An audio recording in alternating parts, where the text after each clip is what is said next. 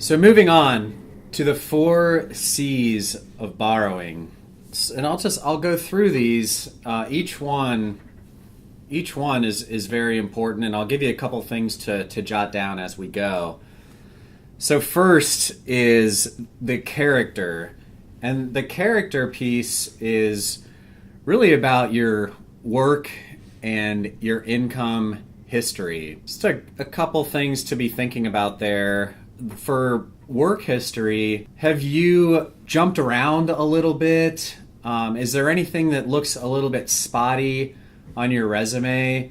And if you just kind of put yourself in the lender's shoes, you can kind of imagine what they're looking for there is just a really solid, consistent work history. And as far as income goes, if you're in more of a seasonal industry and you kind of get lumpy income that's bigger at some parts of the year than others, then just know that the lenders are going to be looking at a longer term. They'll probably look at your last couple of years of income history because they really want to kind of average that out and get a full understanding of what can you realistically expect. And another, if you're a high commission type of employee, then they're going to want to know, like, did you just have a really blowout year and maybe this is a little bit too much home for you, or are you able to consistently repeat those commissions over time?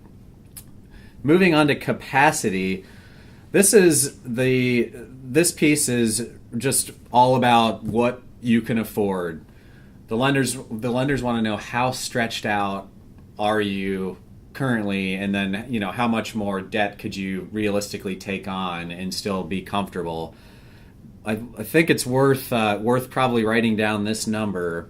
This is a rule of thumb for you, but 38% is the number I'd like you to write down, and that the lenders typically like to know that your total housing costs are less than 38% of your monthly income.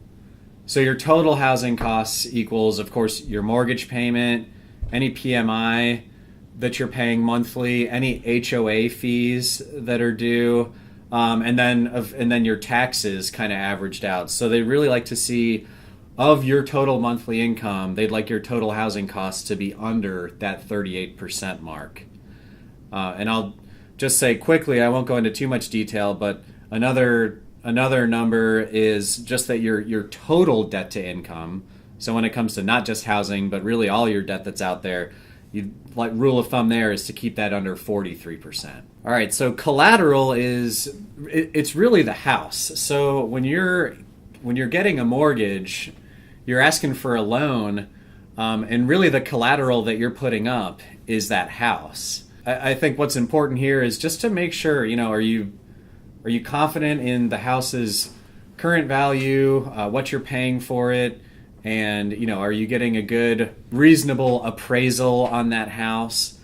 Because what happens is if you're unable to pay on that house, then you'll be actually heading towards what's known as a foreclosure, where basically that collateral that you put up, the bank says, hey, sorry, if you're no longer paying us back on this loan that we gave you, we're going to take this collateral back from you. And that's called a foreclosure.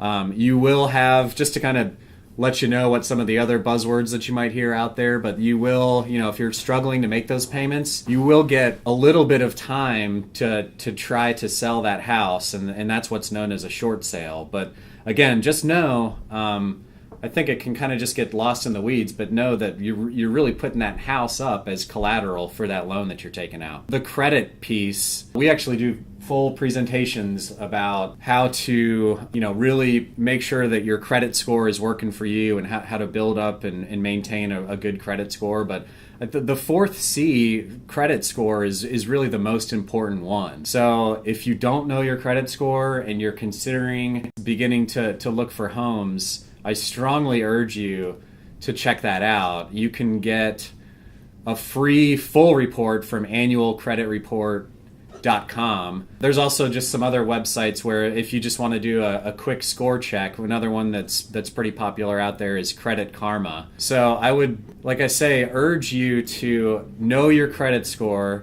If it's not as high as you'd like it to be or as that you think it should be, then get a free report. Take a look at the full report. See if there's any discrepancies, any errors, especially if you have a common name. You might have some outstanding issues on your credit report that are actually not even yours, and you can get that stuff wiped off. So definitely be aware of your credit and try to get that score as high as possible.